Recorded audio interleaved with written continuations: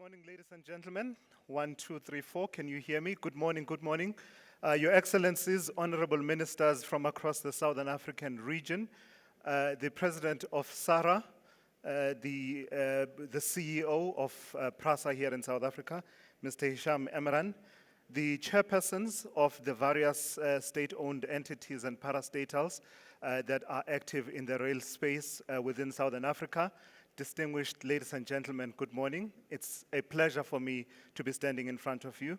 My name is Thulasizwe Semelane, and last time I was part of these proceedings at SARA, I was something of an outsider, but a lot has changed since then. I'm now more of an insider in that I am associated, I work at Harith General Partners, and we are extended family because we are, of course, invested in traction, and we feel like we are part of the family, hence the warmth that we are feeling. I'll be facilitating the panel discussion with the ministers from the Southern African region, but before we do that, I am told, and the words that were used were that I'm about to see magic. I'm told that the Executive Director of SARA, Mr. Babe Potana, and the President of SARA, Mr. Hisham Emran, are going to come to the stage, and there's something that they're going to deliver. So if we can just welcome them to the stage, please.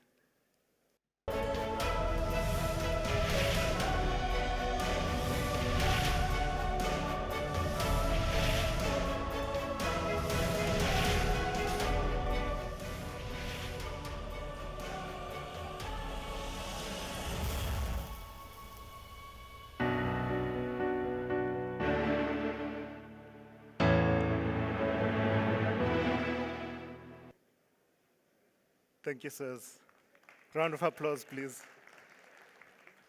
You can see the power on full display there. The power of partnership, I think, is what that is meant to display and demonstrate. As I said, my name is Thulasizwe Semelane.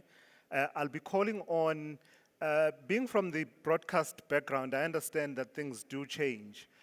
So we had a panel of ministers from the various countries, but I will be accepting of the fact that, you know, because ministers are people with time constraints and various duties calling for their attention, that it is possible that not all the ministers that are supposed to be part of this discussion will be here. So let me just be generic then and say that acknowledging that the Minister of Transport in South Africa, Minister Barbara Creecy, addressed us a bit earlier on and has since left.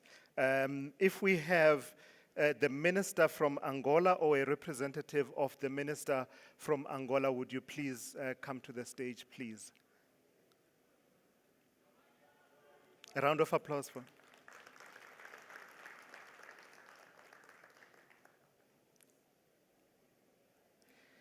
And we also pleased to be joined by the Minister of Transport and Public Works in Malawi.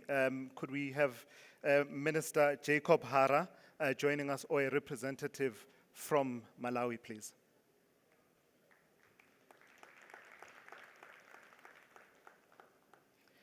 We were also meant to be joined by the Honorable Veiko Nekundi, who is the Deputy Minister of Works and Transport in Namibia. Could the minister come up to the stage, or a representative from the ministry, please?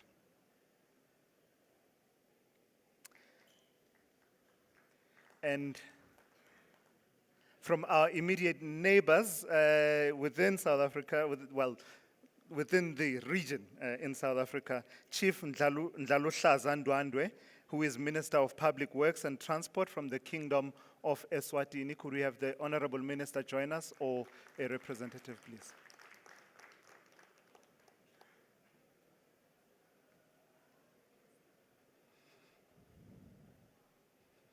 Thank you. Okay. And lastly, we are meant to be joined by, and in fact we are joined by the Honorable Frank Tayali, who is the Minister of Transport and Logistics from Zambia. Could you please join us at the stage, please?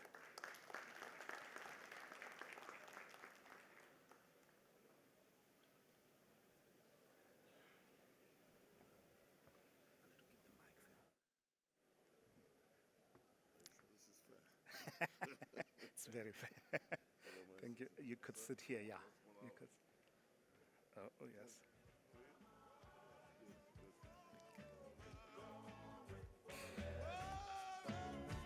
Malawi is-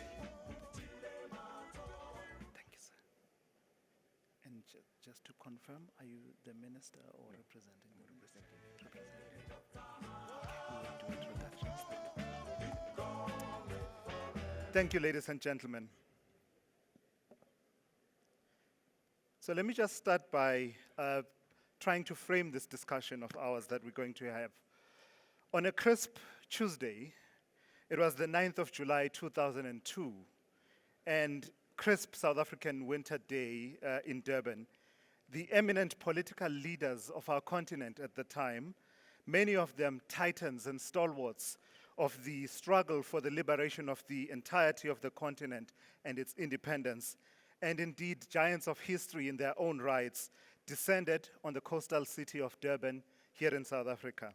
They were there to respond to continental history's great commission to them, which was to be the obstetricians and the midwives at the birth of an ideal long alive. The ideal had long been alive in the imaginations of their own forebears.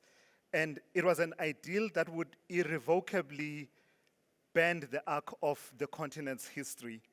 Away from strife, that was the hope, division, repression, and underdevelopment, and bend it towards greater unity of purpose, solidarity, a values-based developmental philosophy, good governance, human rights, and peer accountability, pride in our unique continental identity, but most importantly, for our purposes, greater economic integration, cooperation, and growth to ward off poverty and inequality. So speaking at the launch, the then South African President, Thabo Mbeki, proclaimed at the time that, quote, "Time has come that Africa must take her rightful place in global affairs. Time has come to end marginalization of Africa." He went on to further urge greater intra-Africa, intracontinental trade and beneficiation of our minerals and raw materials before export, saying, quote, "If we are to sustain our development, then we shall have to increase trade among ourselves." Well, fast forward 22 years from that moment in 2002, ladies and gentlemen, the dream of a more economically integrated, vibrant continent characterized by ease of trade and movement of people continues to live on, and it remains alive. It's that vision, planted as it is besides the nourishing stream of ideals that spurred on the founders of the Organization of African Union, as well as the founders of the African Union, that animates the imagination of regional organizations such as the Southern African Rail Association, SARA. Ladies and gentlemen, it is that vision that continues to live through bold continental initiatives such as the Africa Continental Free Trade Area, through the game-changing Lobito Rail Corridor, the lifeblood pumping North-South corridor, the trailblazing Tazara line between Zambia and Tanzania, the Eswatini Rail Link project, and yes, here in South Africa, PRASA's awe-inspiring commuter rail recovery program, and Premier Panyaza Lesufi's vision of a Gauteng-Limpopo high-speed train. So with that said, ladies and gentlemen, I'm going to take my seat and start the conversation. Because there's been a change in the composition of the panel, out of courtesy to everyone, I will ask that my panelists first introduce themselves, starting from my immediate left and going down the line.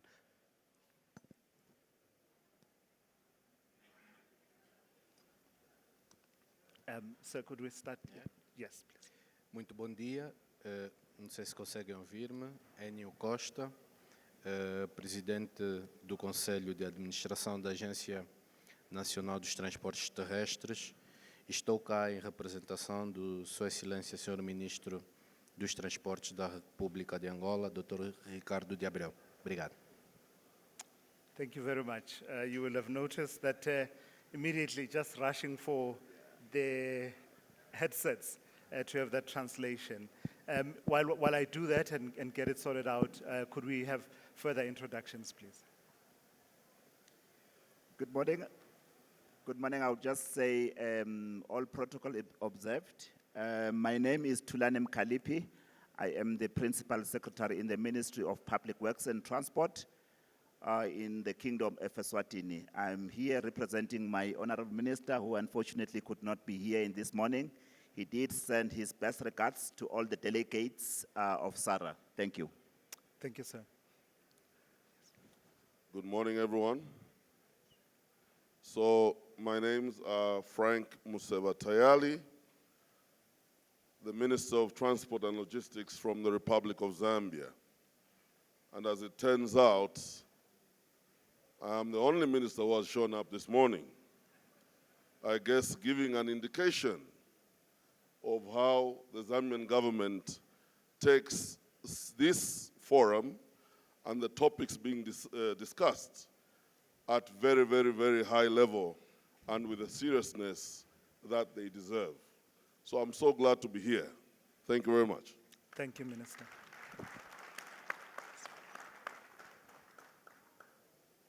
Thank you, and good morning, everyone.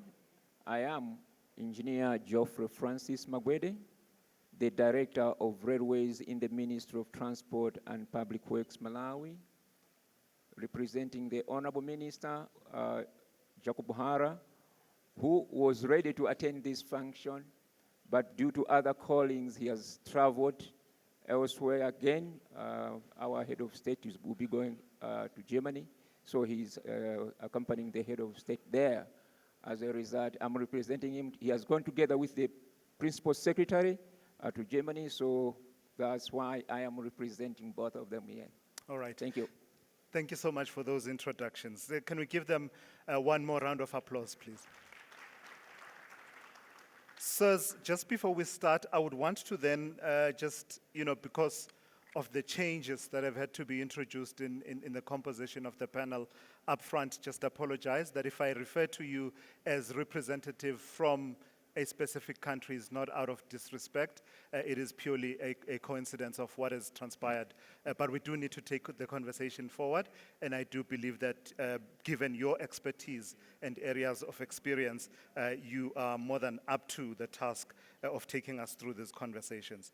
So let's start then with the minister from Zambia. And I was trying to, Minister, to frame, as I was looking at the map of Southern Africa and the various exciting developments around rail, it occurred to me that Zambia is actually the heartbeat of almost all the initiatives that we want to be doing at this particular point.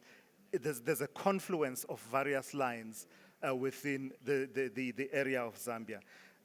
And I was saying, perhaps if I was to use a football metaphor, you are the central midfielder in that particular area.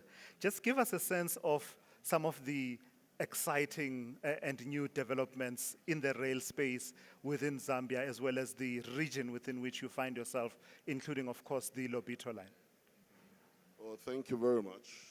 And to begin with, I would like to appreciate your recognition, really, that Zambia finds herself very uniquely positioned in the region.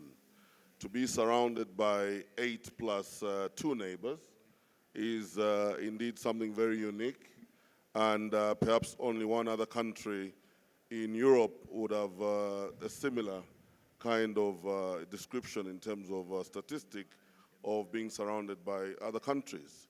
So it is because of that that in my country, my ministry has been working on basically a 10-year master plan, transport strategy master plan, whereby we envisage Zambia to be the transport and logistics hub of the region. You did earlier allude that indeed there are a number of corridors around our region, and that ironically, almost all of those corridors are having to traverse, through Zambia, especially when you look at boosting trade with one of, Africa's sleeping giants, and that is the DRC. And it's because of that when my administration took over office just about 3 years ago, we've made it a priority that there is truly no advanced nation that ever developed without placing emphasis on rail transportation. We are cognizant of the fact, as perhaps one of the earlier speakers did allude, that in our cost buildup on the continent, especially for land-linked countries such as Zambia, that transport is truly one of those major components that do push commodity prices way up. And we're talking on average between 35 to actually 40% of cost buildup being attributable to transport. And therefore, we, as a government, have prioritized that it is high time that we did revamp and revitalize the rail subsector to be able not only to facilitate our trade, but also international trade amongst our neighbors and indeed far-off markets such as the Far East and indeed the West.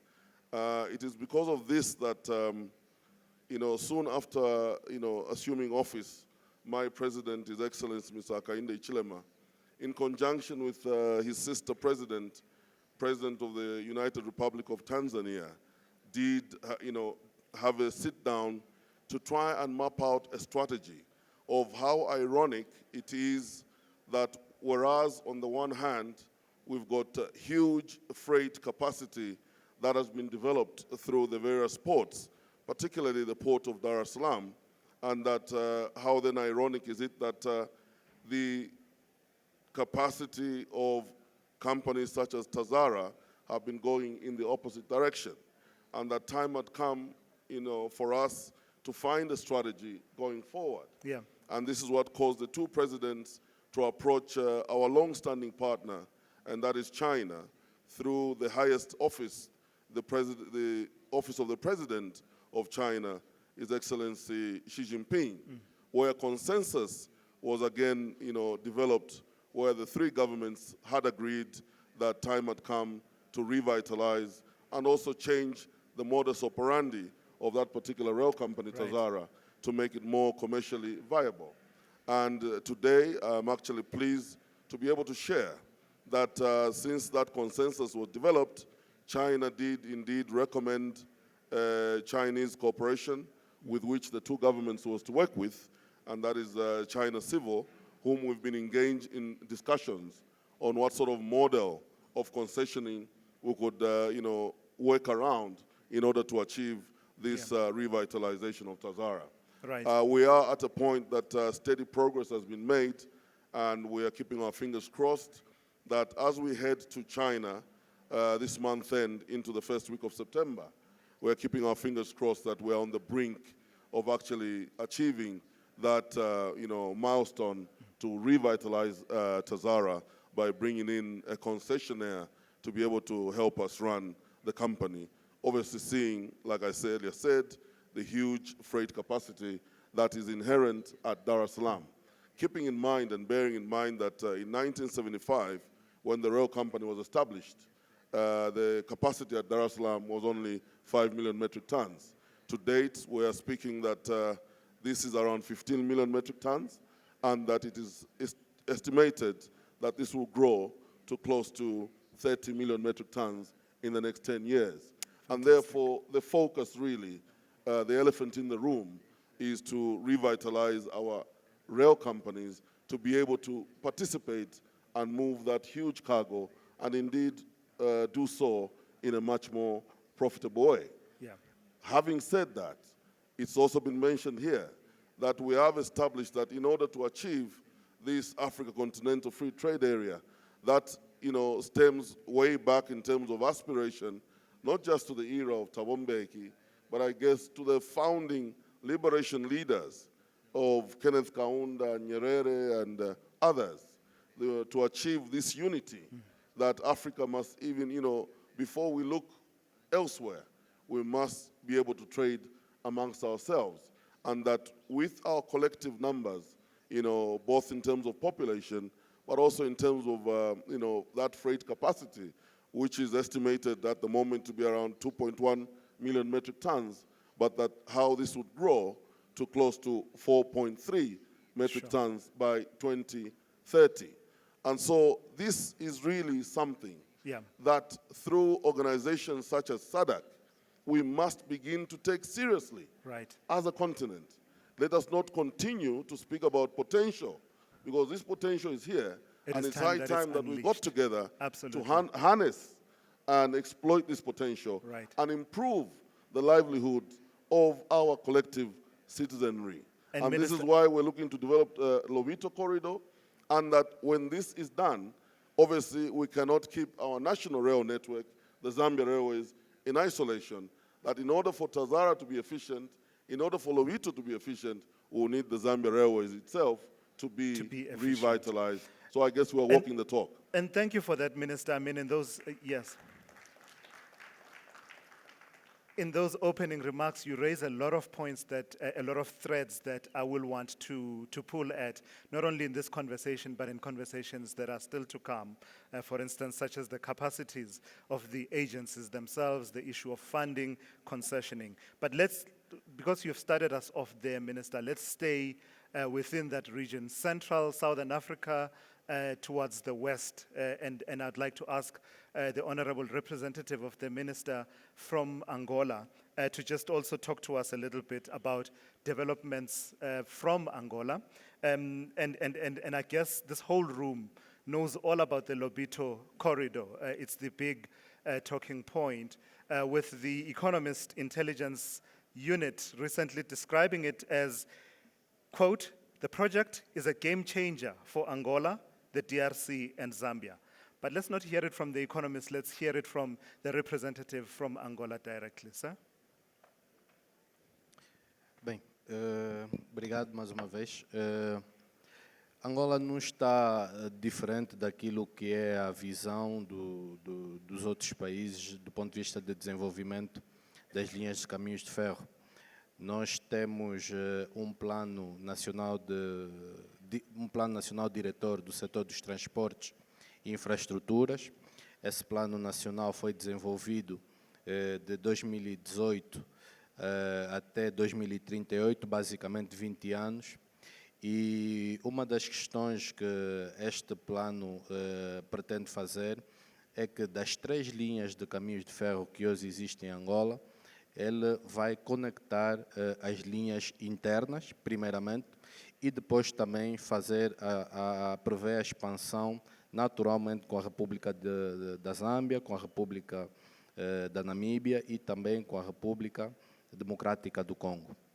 Hoje temos várias iniciativas do ponto de vista público e privado do investimento que o Estado está a fazer, e o governo angolano tem encarado também a questão das conexões dos caminhos de ferro como uma prioridade, não só do ponto de vista de melhoria do comércio internacional, transfronteiriço, como também do ponto de vista também de alavancagem, empregos e outras questões mais internas que afetam os nossos países, e também de melhoria de substituição, também olhando também na perspectiva de substituição do transporte de rodoviário, que é basicamente feito, ou melhor, as movimentações de carga a nível dos nossos países basicamente são feitas acima de 85% em rodoviário, mas a ideia é também passarmos esse transporte para o ferroviário, porque sabe-se que é mais eficiente, e portanto há um conjunto de iniciativas que hoje estão a acontecer em Angola, que passam justamente pela melhoria das conexões de caminho de ferro e as conexões internas de caminho de ferro e as conexões externas de caminho de ferro. A título de exemplo, foi lançada recentemente a concessão do corredor do Lobito. Ela hoje já funciona. começamos no mês de janeiro o primeiro transporte de mercadoria. Já vamos a mais de 7 meses de transporte com esta concessão. Para facilitar o transporte transfronteiriço, recentemente também com os responsáveis, são os ministros dos transportes de Angola, da Zâmbia, da RDC, foi rubricado ou foi criada ou foi lançada a Agência de Facilitação de Comércio, e isto, na verdade, pretende mesmo dinamizar cada vez mais o comércio transfronteiriço entre os 3 países, de modo a facilitar principalmente aqueles países que estão encravados. Isto é mesmo para cumprir aquilo que está estabelecido no protocolo da SADC, de transportes e telecomunicações, que, de facto, os países que estão no litoral devem, de facto, dar todo o suporte àqueles países que estão encravados. De uma forma geral, são esses aspectos que estão a andar. Temos também outras iniciativas com relação ao corredor sul, que está em estudos neste momento,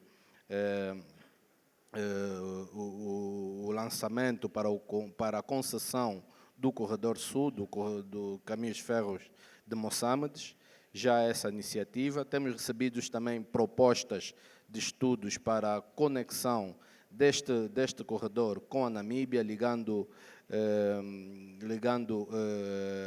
a Huila, uma das províncias de Luanda, com a fronteira da Namíbia. Temos também iniciativas, não diria, mas já estudos mais avançados por conta do apoio que recebeu-se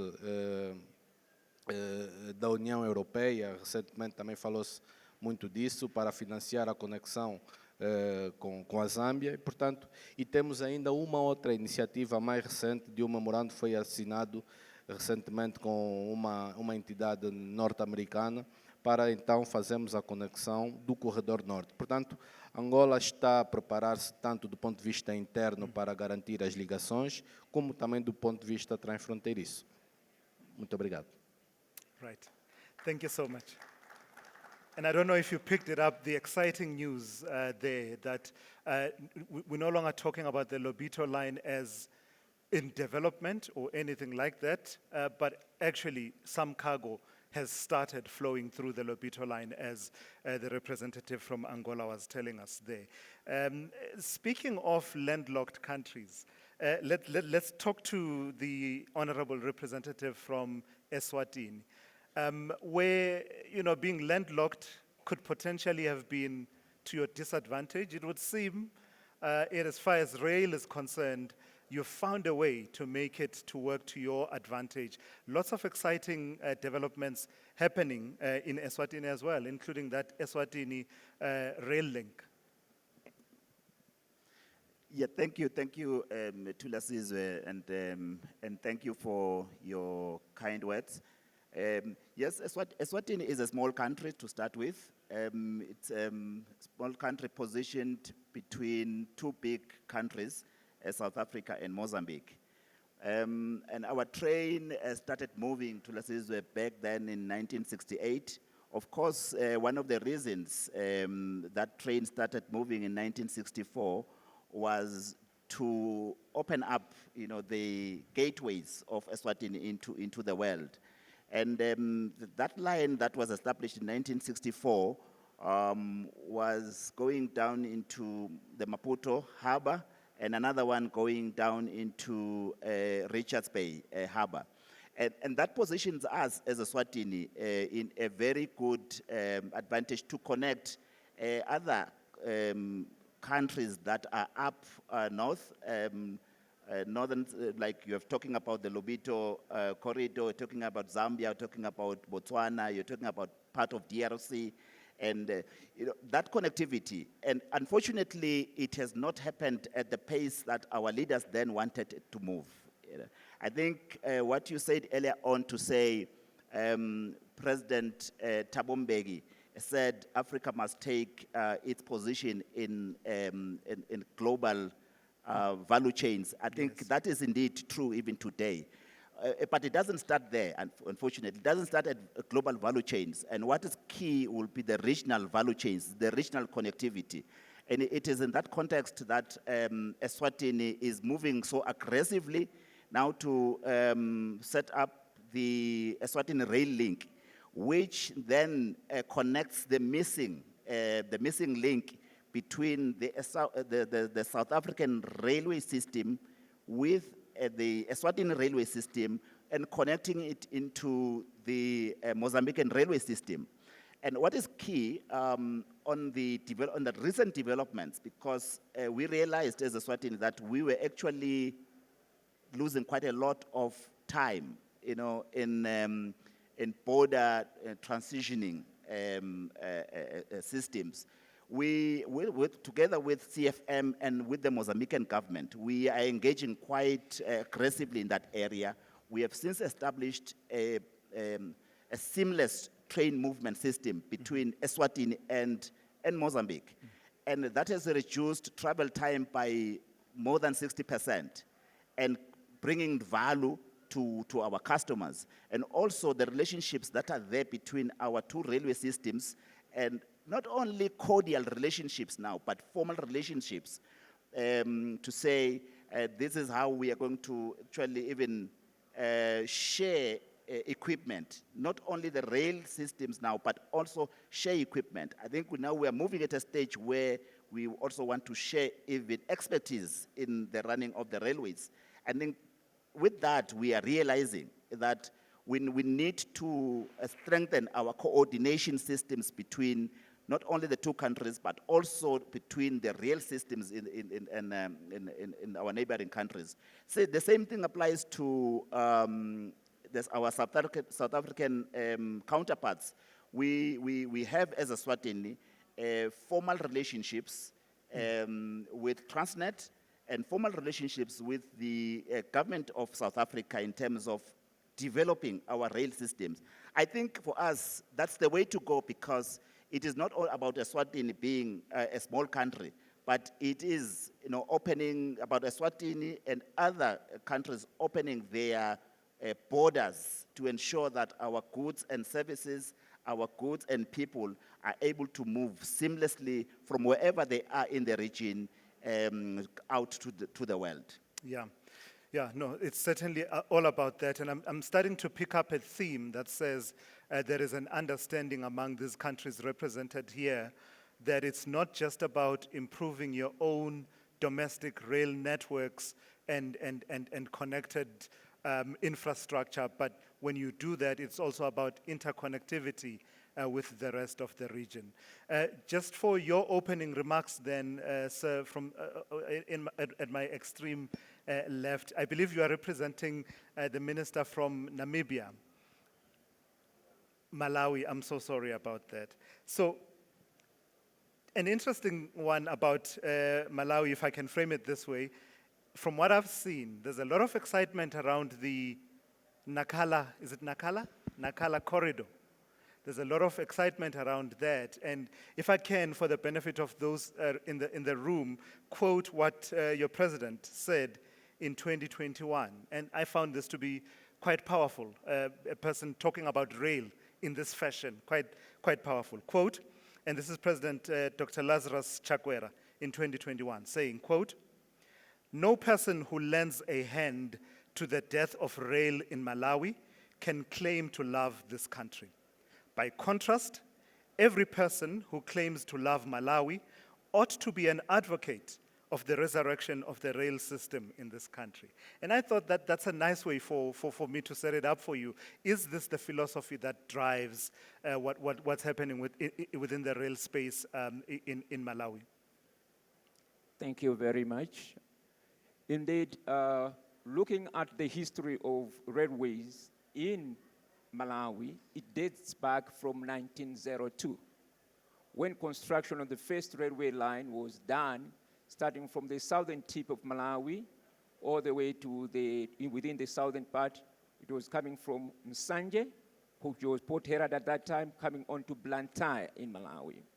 But I wish to point out that the development of railways went up and reached its peak in the 80s, when we would be transporting over 1 million tons annually at that time with that short railway span.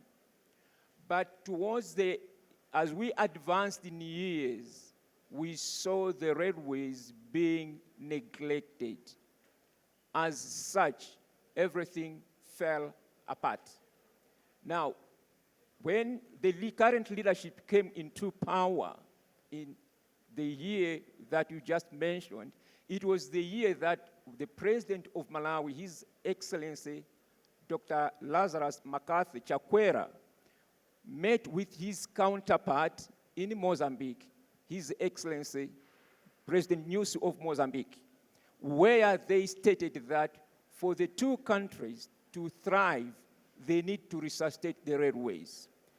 That did not only fall in the hands of Malawi and Mozambique, it also included Zambia. You may recall that the three heads of state were there in Nacala when they were reopening the rehabilitated railway system, and the railway system which stems from the Nacala port. You may further wish to note that during that meeting, these three heads of state solidified that point that was stated by His Excellency Dr. Lazarus McCarthy Chakwera of Malawi, to say that they are working on the Nacala corridor together. What you may wish to know is to say that these heads of state, they have one agenda, realizing that if you don't use the rail, you will leave the road tracks to pound the roads. And as they are pounding the roads, maintenance of the roads is frequent and is high. That is draining the country's resources, which would have gone elsewhere. That is why when you look into the Malawi government, stemming from the Malawi 2063 agenda, which is there, which is also supported by the Malawi National Transport Master Plan 20-year Transport Master Plan, which is being followed, you will take note that rail was put on top of the agenda. So that when you improve rail, you are going to reduce transport costs. You might have already, the Honorable Minister of Transport from Zambia already mentioned about that, to say that we are working together to reduce transport costs, and that is our aim. That is why, from the SADC region, we are developing railways based on the corridor basis, and on the corridor basis, the Nacala corridor is supporting Malawi, Mozambique, Zambia, and part of DRC. That being the case, I would like to say that what the head of state of Malawi stated in 2021 is still ongoing today. That is why I can report today that by October 2024, the railway line is going to reach the border with Zambia operational. October 2024. I think that deserves a round of applause, ladies and gentlemen. And on top of that, what the head of state stated in 2021 is still going on to say that we gave Zambia Railways Limited an operational license that they can operate in Malawi. And we have also given a license to operate in Malawi to CFM that they can operate in Malawi. These licenses, they are giving Zambia that they can fly on the road all the way to Nacala port in Mozambique, but for the CFM, that they can run trains from Beira all the way into Malawi. You may have already noted that with the development of railways in Malawi, we are also opening the railway route, the 1902, that stopped elsewhere. We are rehabilitating it to open it for operation from Beira port all the way into Malawi. So current reconstruction works are in place, and as we are talking, trains are reaching the first railway station in Malawi at Marker Station, carrying construction material.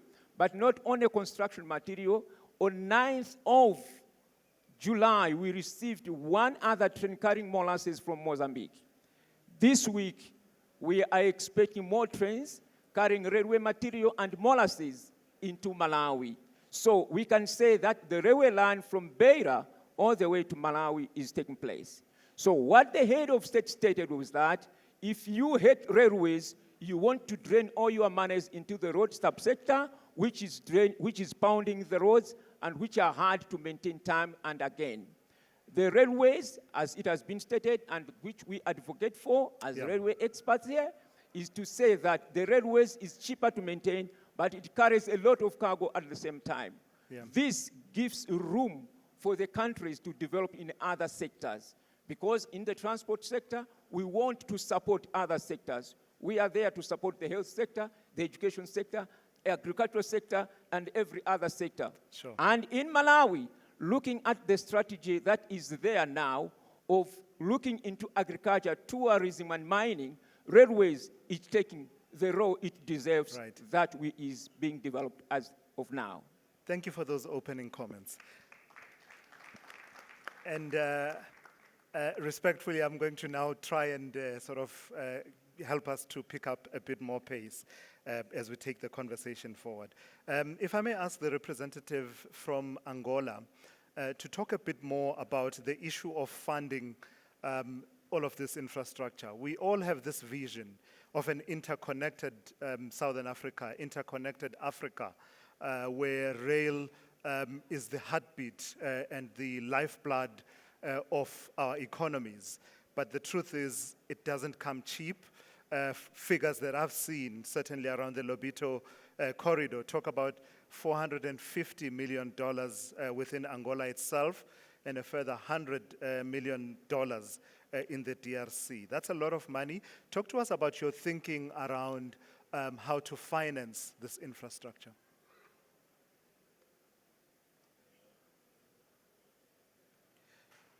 Yes, I think. Uma coisa certa,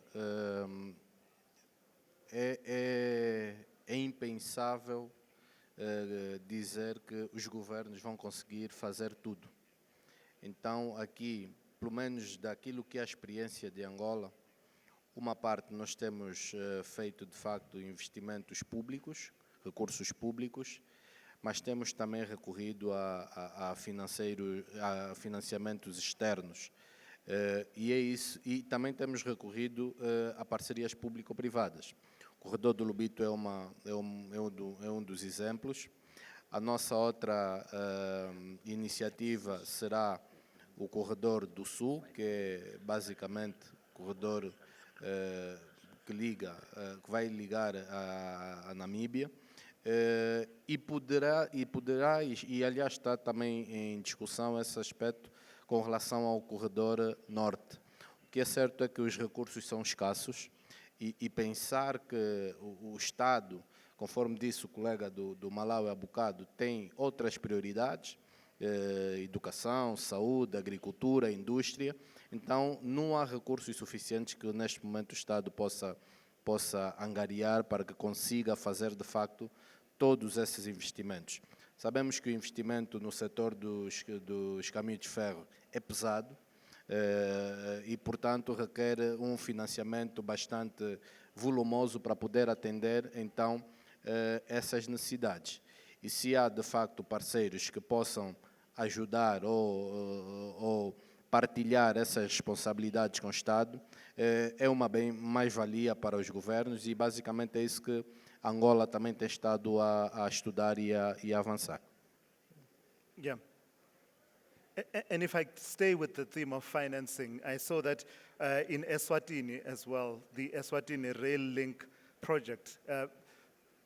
Firstly, last time you were here, as representatives from Eswatini, you were talking about the movement of the people that would be affected by the ESRL project that needed to be relocated, but that costs money as well. If I'm not mistaken, the whole project, the entirety, is estimated at around the equivalent of 29 billion rand. How's that conversation going in terms of how exactly to finance what needs to be done? Yeah, financing railway systems is actually costly. And yes, even though it's like so beneficial, but it is costly. But so like we have to really delve into that discussion and work on it very, very well. But of course, the whole relay starts with the intention of government. Because if government is not fully bought into the idea of developing railways, it will never, it can't happen the way we want. So the government of Eswatini has actually started with clearing, the servitude for the line.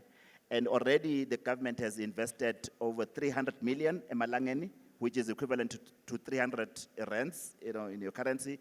And that demonstrates the commitment, that the government now has. So the second level is then to decide on the funding model. The project financing model is the way to go.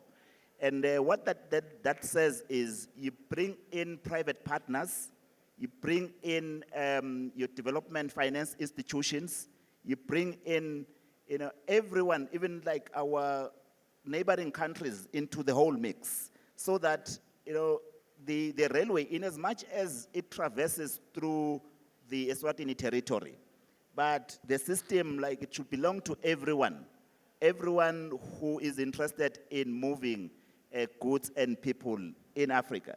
So what then that means is even the NEPAD project, the NEPAD program, should come in. I think we need to move beyond thinking of railways as the sole projects of the respective countries. We need to open up the spaces and bring in the required professionals. I would say we have spoken quite a lot here about what government intends to do, but if we don't have the professionals, the lead advisors in developing railways, then we have taken that route as a Swatini to say, coming back to this conference next year, we should actually be saying there is a contractor on site, because we have realized what has actually made us to move at such a slow pace for over the years, because sometimes we thought we could do it ourselves, but now we are opening up the space to say, let's have all the requisite partners on board, your development finance institutions, your development, your interested parties, like those that are moving goods. For example, in Eswatini, we have a partner, I hope they are here, the Green Road, for example. They are into the part because they are moving quite a lot of heavy metal, in the country. And they are an important stakeholder, but of course we are saying to them, if we're interested in improving the way goods and services are moved through the country, come into the party, let's see how we can develop this together. Yeah. Right, let me take you to Minister Tayali from Zambia. Minister, it's quite easy to talk about rail because the benefits of its ability to move the economy are self-evident, out there for everyone to see. But I want you to please talk to the other elements that have to do with stimulating the economy. A lot of the times we're talking about wanting to beneficiate, not wanting to export raw minerals. Zambia is, of course, a mineral-rich country with that history of mining, but also now embedded within that region, which just compounds the story of minerals. But what I would like to hear a bit more from you is the story of how being the hub that you imagine yourselves to be, that you see yourselves as, what's happening there around strategies to ensure that sectors that support rail, that support this hub approach, start to grow within the economy of Zambia in areas such as Ndola, Kitwe, and the rest of the Copper Belt. Thank you very much. So to begin with, let me also just allude to a factor which my brother from Malawi did earlier, speak about, especially that is in the line of cooperation amongst nations in the development of corridors such as Nakala. And just to demonstrate my government's willingness to continue to work in unison with all our neighbors. We've gotten into the Nakala Development Corridor agreement as, the three countries, Zambia, Mozambique, as well as Malawi. I think the same is true for the Walvis Bay, Ndola to Lubumbashi. Zambia is in a similar agreement with Namibia as well as the DRC. When it comes to the Lobito, yes, Zambia, DRC, and Angola working together. Insofar as, for instance, the North-South corridor is concerned, Zambia, realizing the huge traffic volumes that we're having to accommodate, has decided one of the major infrastructure projects to support that particular corridor is obviously to be able to upgrade the Ndola-Lusaka Road, which is a major artery on the North-South corridor into a dual carriageway. This indeed to support this regional integration that we so crave. But when coming to your specific question, I guess as a country, and because we are now looking forward to how Zambia is able to take advantage of the economic growth and potential as well as development that we envisage, we are basically tailoring most of these corridors into, economic corridors. If you look at Zambia's mineralization in terms of deposits of critical minerals such as copper as well as cobalt, which are predominantly now being discovered in the northwestern part of our country, I guess this is what has spoken to the urgency of ensuring that the Lobito corridor is able to be, established particularly on the Zambian leg, because like you said, yes, freight is already moving, that is between, DRC and Angola. But the same mineralization that is in the DRC, I guess, extends into the northwestern part of our country, and this is why it will be very critical that this particular line, which will move from Chingola into Solwezi, into Lumwana, all the way now to an area which is called Kanongesha, into Irisia in Angola, all the way to go and join the particular Benguela line. Now, your question is so apt when you look at how Zambia's development trajectory has predominantly been. That, it's been predominantly along what we call the line of rail. This is where we've seen massive development. And we do anticipate that the same will go once this line is built, that will see development go to the northwestern part of our country.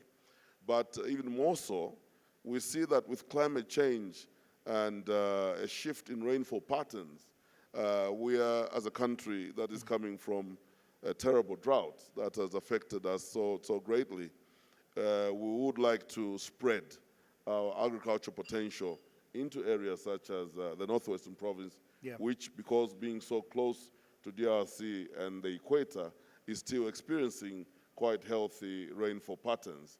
Now, obviously, we expect that our agricultural output must be enhanced. In the case of grain, for instance, we do experience, as a country, massive smuggling of, maize because of the huge population in neighbors such as DRC, the drought that had hit, places like Kenya.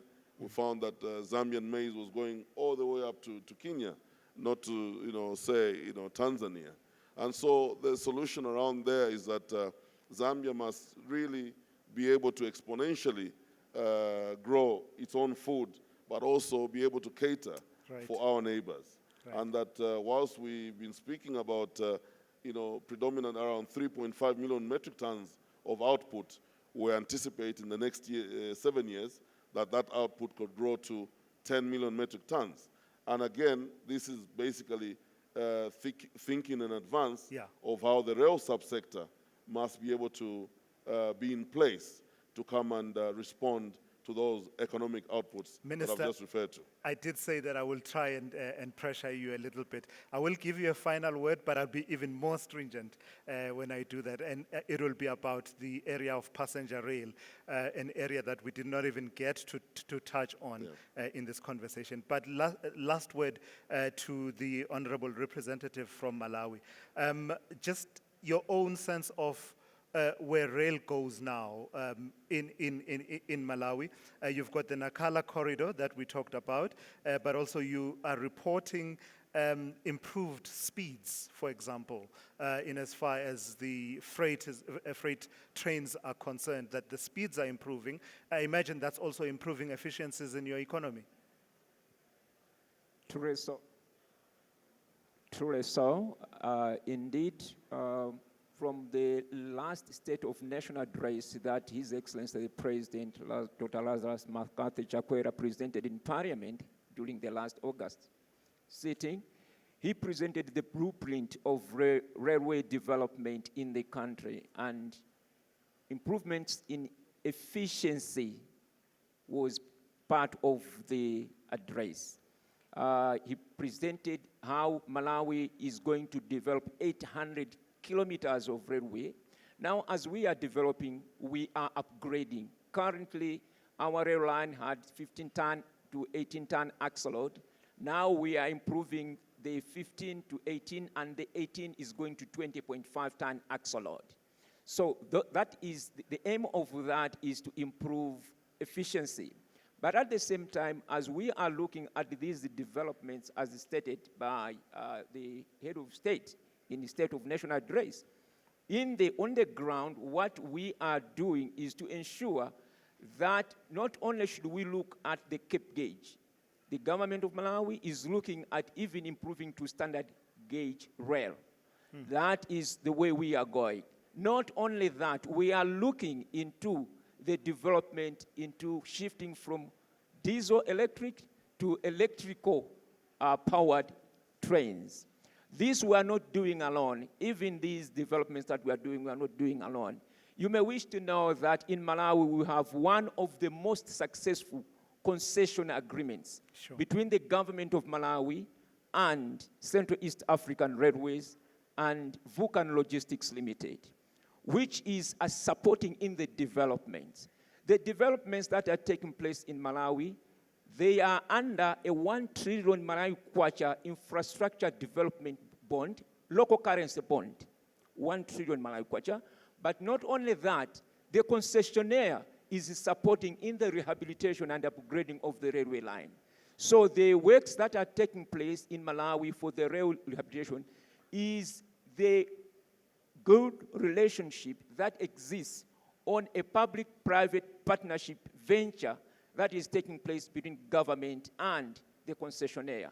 So the concessionaire, being the operator, is seeing the need for such type of developments, and he is way forward advancing in the developments of the rail subsector. So the speeds issue is the thing that we are looking in order to improve the efficiency and at the same time to be economical in our train operations, because there is no point in moving trains without making money. I wish to further point out that in the year 2023, the passenger service in Malawi that is running made its way through without any support from anything else. So we are saying it's a successful passenger service that is taking place in Malawi by the concessionaire. The concessionaire has come in with various methods of improving the rail subsector and its operations efficiencies. So the government and the concessionaire are working together. So it's a partnership issue. And at the same time, as we are saying, we are not doing it alone. We are doing it with our colleagues, the neighboring countries, so that as a corridor, we are successful. Thank you so much. And Minister Tayali, a quick word from you then. No more than 2 minutes, I'm afraid. In it, just your parting shots around your thinking around the themes that we're discussing at this conference around regional integration, but also you can throw in a comment or two about the state of passenger rail in Zambia. Does the president of SARA, for example, have competition in you as he's busy with his work? Who's doing better? Who's getting us back on track quicker? No, just to say that, first of all, the theme for this year's conference is very apt.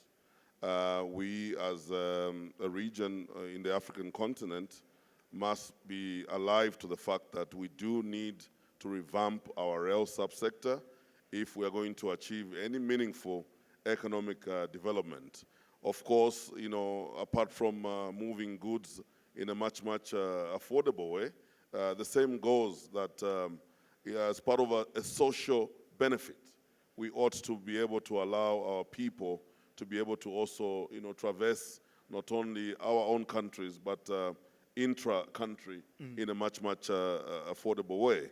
And so, we as a government in Zambia are alive to this fact, and we're doing everything possible that we actually revamp this subsector. Apart from what I'm hearing with my colleague from Malawi, in the Zambian context, and I think I speak on behalf of the Angolans, from where we have learned a thing or two, that in the concessioning, okay, it is in the freight where monies can be made.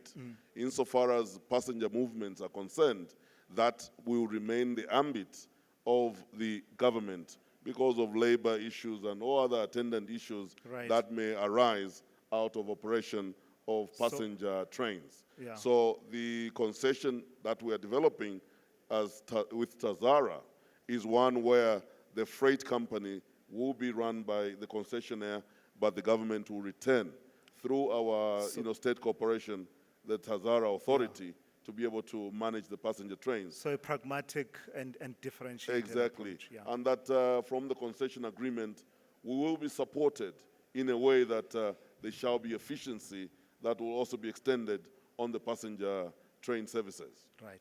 Let me get a final word from you, Honorable Representative from Eswatini, just about what the track ahead looks like from here on in. I see also there are more exciting developments, not only in as far as the Eswatini Rail Link project, but also linking you to the port in Mozambique in more efficient ways.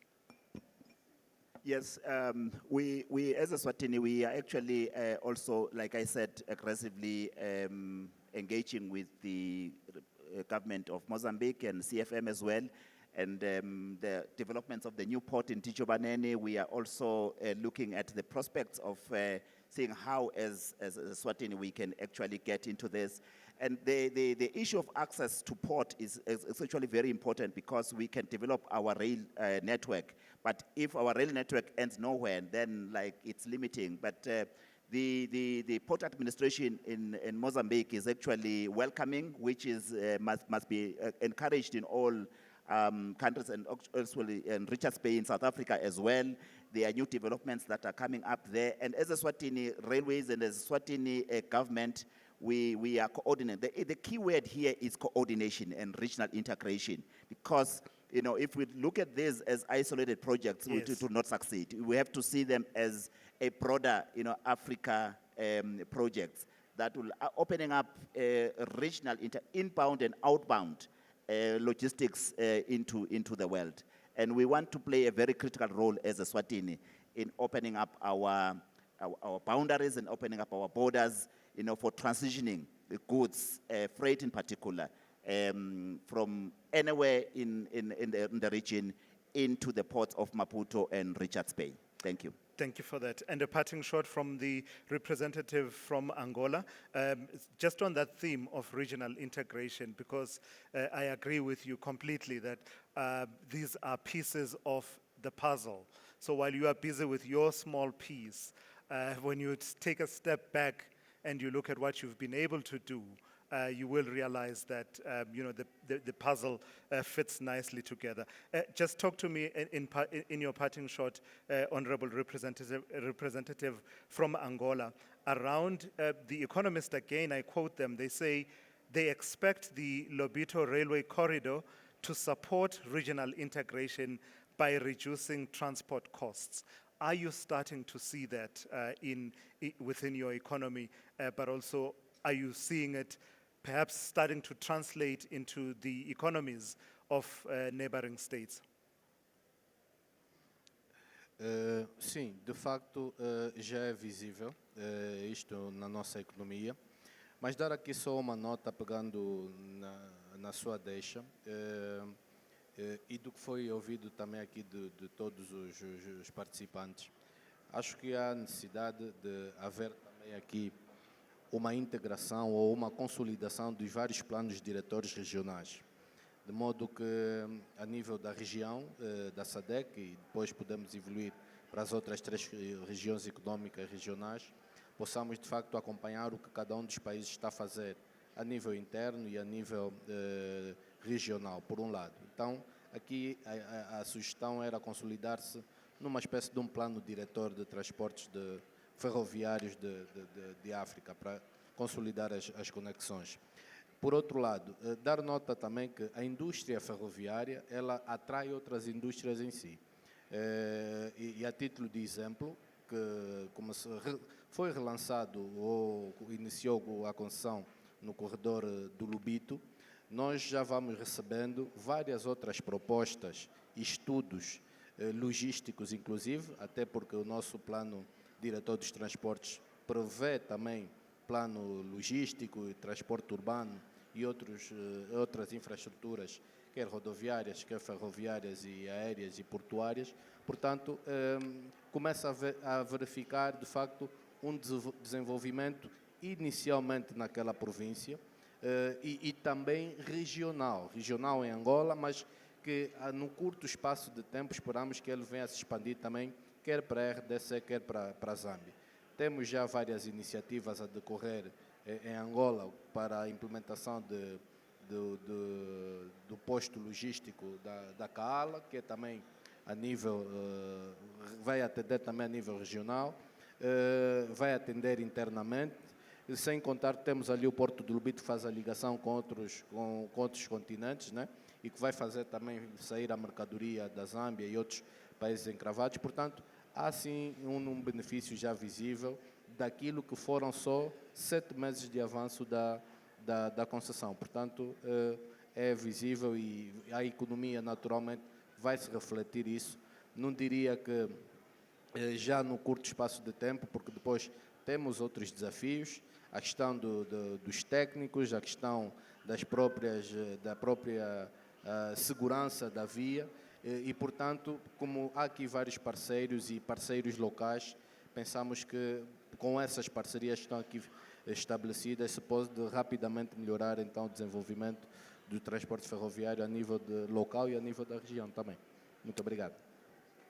Thank you very much for those inputs. Ladies and gentlemen, could we please give our panel a round of applause, please?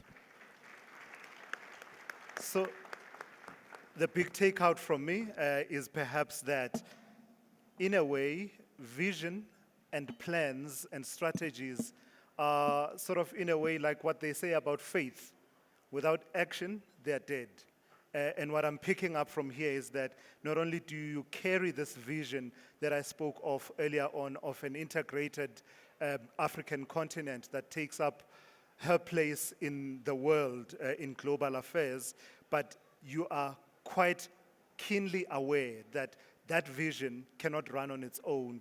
It will need action to carry it forward, and also that realization that your toils and what you do in your corner of Southern Africa, of the continent, feeds into the bigger work of our continent. And for that, I'm truly inspired. Thank you very much for having graced me with this conversation. Ladies and gentlemen, our panel, a round of applause for them one more time.